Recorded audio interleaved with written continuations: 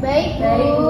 Jadi sekarang kita mau main game ya. Setelah tadi kita udah mengikuti pelajaran, sekarang kita mau games. Jadi di sini Ibu udah nyiapin satu meja namanya Bingo Ekonomi. Di sini ada 9 kotak ya, 1 2 3 4 5 6 7 8 9. Di sini kalian pilih, kalian boleh milih soalnya sesuai nomor di sini kalian pilih aja. Terus nanti kalian bakalan dapat soal dan kalian jawab soal yang ada di sebalik nomor yang kalian pilih ini. Siapa duluan yang bisa membentuk bingo kayak bisa vertikal, horizontal atau diagonal ya teman-teman. Nanti yang duluan bisa membentuk bingo nanti kalian dapat hadiah reward. Itu teman-teman. Jadi video sama Christina, silakan kalian pilih kalian mau tim gold atau tim silver. Gold. Ya udah saya silver, Bu. Oke. Jadi video tim gold, Christina tim silver ya. Ya, Bu. Silakan buat tim gold, maju dulu ya tim gold. Oke, siap. Video ya, kamu pilih nomor berapa yang mau kamu jawab ya? 5. 5. Ya, ambil aja video yuk. Nomor 5 silakan baliknya. Membantu para pencari kerja dalam memperoleh pekerjaan sehingga mengurangi pengangguran adalah manfaat dari bursa tenaga kerja ya, Bu? Ya, benar banget video. Selamat Vidya. Jadi di sini tim gold dapat start bingo pertama ya. Yes. Lanjutnya Christina, silahkan. Saya pilih nomor 1 ya, Bu. Ya, silakan. Penduduk yang telah memasuki usia kerja, yang sudah atau sedang bekerja atau yang sedang mencari pekerjaan disebut tenaga kerja ya, Bu? Yes, benar banget Christina. Wah, benar banget. Tepat banget jawabannya. Jadi Christina dapat ini ya, Iya, Bu. silver pertama ya. Oke. Jadi sesuai sama yang kita bahas tadi ya tentang pengertian tenaga kerja, di undang-undang juga udah diatur tentang tenaga kerja. Berdasarkan Undang-Undang Nomor 13 Tahun 2003 tentang ketenagakerjaan, tenaga kerja itu penduduk yang berada dalam usia kerja yang aktif secara ekonomi gitu ya teman-teman. Iya, Bu. Oke, next silahkan Widya, pilih lagi. Pilih nomor 8 ya, Bu. Oke. Susah. Ya.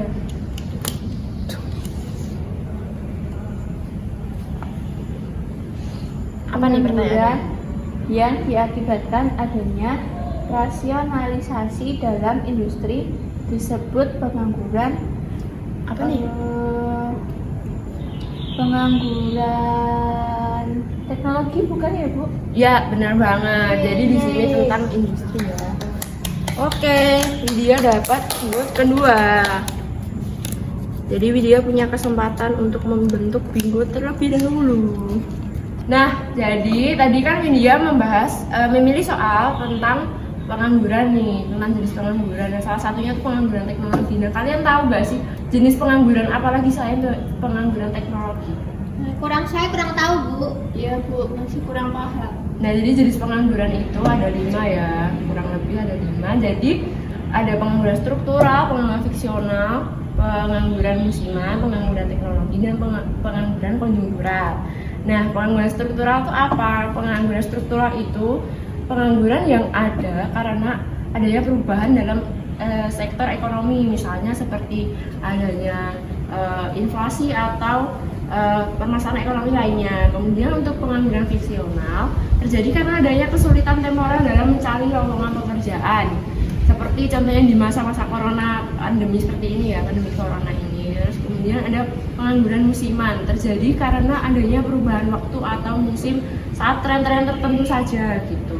Kemudian ada pengangguran teknologi. Pengangguran teknologi ini ada karena penggunaan teknologi itu semakin canggih ya. Seperti saat ini penggunaan mesin-mesin modern yang membantu pekerjaan sebuah perusahaan. Kemudian ada pengangguran konjunktural. Pengangguran konjunktural ini terjadi karena adanya perubahan ekonomi yang mengakibatkan perubahan suatu sistem. Gitu teman-teman. Baik, Bu. Sekarang kami sudah mengerti. Next ya, kita lanjut ke Christina. Next. Baik, Bu. Saya pilih nomor 2. Oke. Ya, supaya menutup jalannya Widya. Iya dong. Nice. Sandi adalah seorang montir suatu perusahaan tempat servis motor Honda. Maka Sandi termasuk tenaga kerja Apa nih? kayaknya tenaga kerja terampil, Bu. Yes, benar banget. Yeay. Oke, Christina mendapatkan silver kedua. Oke, kita bahas-bahas sedikit lagi ya tentang apa tadi Christina pilih nomor 2? Tenaga kerja terampil. Jadi seperti yang tadi ada di nomor soalnya Christina membahas tentang tenaga kerja. Jadi tenaga kerja itu ada 3 jenisnya. Selain dari tenaga kerja terampil ini, ada tenaga kerja terdidik dan tenaga kerja yang tidak terdidik atau tidak terampil. Jadi tenaga kerja terdidik ini tenaga kerja yang memperoleh kemampuan dalam suatu bidang dengan cara menempuh pendidikan yang formal, seperti contohnya dokter atau arsitek. Itu kan mereka harus mendapatkan pendidikan sarjana gitu ya untuk mendapatkan profesi dokternya atau arsitek itu. Terus kemudian ada tenaga kerja yang terampil atau terlatih. Nah, tenaga kerja ini adalah tenaga kerja yang membutuhkan keahlian di bidang tertentu dalam melakukan pekerjaannya, atau bisa juga melalui pelatihan dan pengalaman kerja. Contohnya adalah supir bus, musisi, atau montir seperti Sandi tadi. Kemudian ada tenaga kerja yang tidak terdidik atau tidak terampil. Nah, tenaga kerja ini adalah tenaga kerja yang hanya mengandalkan tenaga saja tanpa adanya keunggulan lain. Contohnya seperti kuli bangunan. Nah, mereka kan ini ya tidak perlu melalui suatu pendidikan jenjang tertentu untuk melakukan pekerjaan itu. Begitu teman-teman. Next ya. Ya, Bu. Kita lanjutkan ke Widya. Silahkan. Nomor 3 deh. 3, oke. Ya.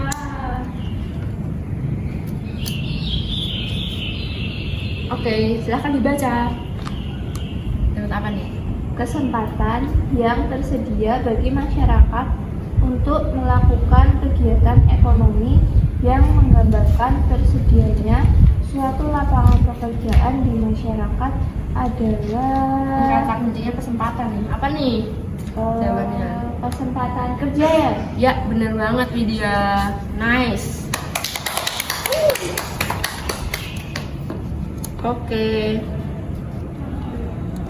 Nah, seperti yang ada di soal yang dipilih Widya tadi tentang kesempatan kerja. Jadi kesempatan kerja itu adalah kesempatan yang tersedia bagi masyarakat untuk melakukan kegiatan ekonomi. Jadi kesempatan kerja ini menggambarkan ketersediaan lapangan pekerjaan di yang dicari oleh para pencari kerja ini ya di suatu negara. Gitu teman-teman.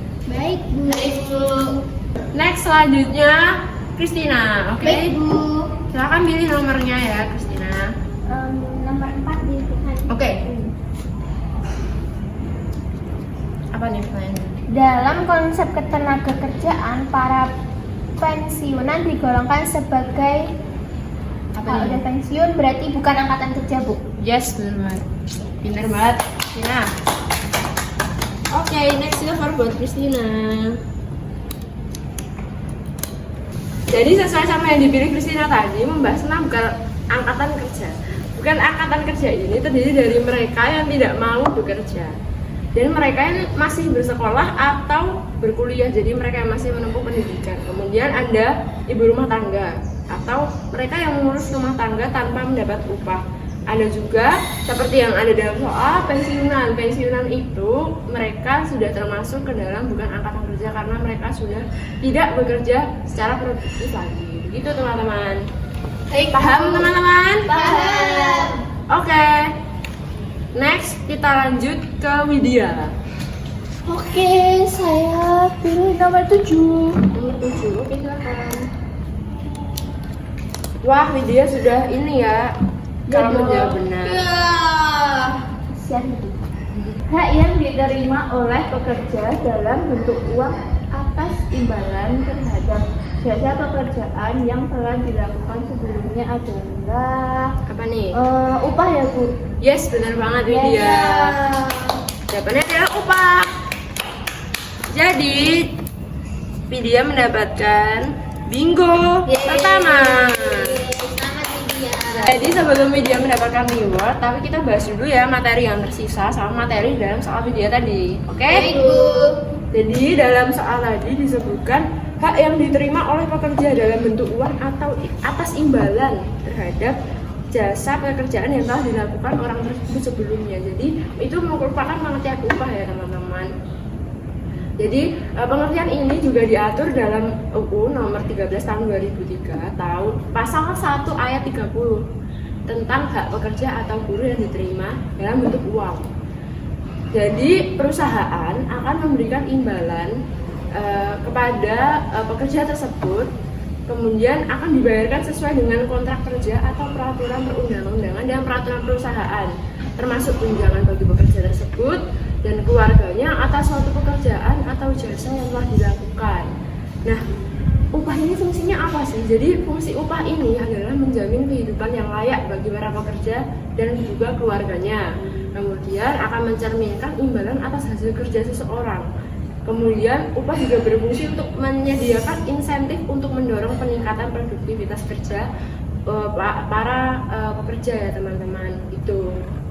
Kemudian ada beberapa syarat sistem upah. Yang pertama ada harus bersifat menarik dan atraktif, artinya harus mampu menarik bagi orang luar agar tertarik bekerja di perusahaan tersebut. Kemudian ada bersifat kompetitif, di mana sistem pengupahan harus mampu bersaing dengan perusahaan sejenisnya dan di sekitarnya dalam memberikan upah. Kemudian harus dirasakan adil, tentunya harus adil ya pengupahan ini. Pengupahan harus adil bagi seluruh karyawan sesuai dengan pekerjaan yang telah dilakukan oleh mereka. Kemudian ada bersifat motivatif, tentunya upah ini harus bisa memotivasi para karyawan agar memacu mereka untuk semakin giat bekerja dan lebih maksimal lagi. Itu teman-teman tentang upah ya. Ibu. Ya. Next kita bahas ke nomor 6. Jadi soal nomor 6 ini adalah seseorang yang telah bekerja dan memenuhi syarat-syarat sebagai seorang pekerja penuh disebut apa? Disebut full employment. Jadi full employment ini tuh sebenarnya juga merupakan suatu kondisi di mana menurut makroekonomi ya, full employment ini kondisi perekonomian nasional di mana semua atau hampir semua orang mampu bekerja di upah yang berlaku dan kondisi kerja yang ada. Jadi mereka bisa produktif semua gitu untuk penduduknya, sehingga dapat didefinisikan secara harfiah bahwa tingkat penganggurannya itu 0%. Itu teman-teman. Baik, Bu. Oke, untuk yang terakhir sini kita punya nomor 9. Pertanyaan nomor 9 adalah meningkatkan daya beli masyarakat dan mengarahkan masyarakat untuk membeli barang atau jasa adalah salah satu cara mengatasi pengangguran apa nih teman-teman? Jadi jawabannya adalah cara mengatasi pengangguran konjungtural. Nah, kenapa pengangguran konjungtural? Karena pengangguran konjungtural ini terjadi karena perubahan ekonomi yang mengakibatkan perubahan sistem. Jadi dengan meningkatkan daya beli masyarakat dan mengarahkan masyarakat untuk membeli barang atau jasa yang ada, maka tingkat pengangguran konjungtural ini akan berubah seiring dengan perubahan ekonomi, kondisi ekonomi yang ada gitu teman-teman. Begitu teman-teman. Ibu. Ibu. Ya. Terus apa ya? Nah, begitu teman-teman materi dari minggu kita kali ini tentang ketenagakerjaan ya teman-teman. Dan seperti yang tadi saya bilang, pemenang minggu kita kali ini adalah Widya. Dari Indo. Sekarang Widya berhak mendapatkan rewardnya yaitu biskuit ya. Selamat ya. Ya, selamat Widya. Selamat Widya. Yeay. Semoga game ini dapat menyenangkan ya buat teman-teman semua dan teman-teman nggak kapok buat ikut game ini dan ikut kelas saya. Jadi buat teman-teman yang masih belum beruntung untuk menang, semoga besok bisa menang ya di lain kesempatan. Baik, Bu. Kemudian sekian dari saya untuk pembelajaran kita hari ini. Saya akan tutup. Terima kasih atas partisipasinya juga dalam game kita kali ini. Sampai berjumpa di pertemuan berikutnya. Dadah teman-teman. Terima kasih.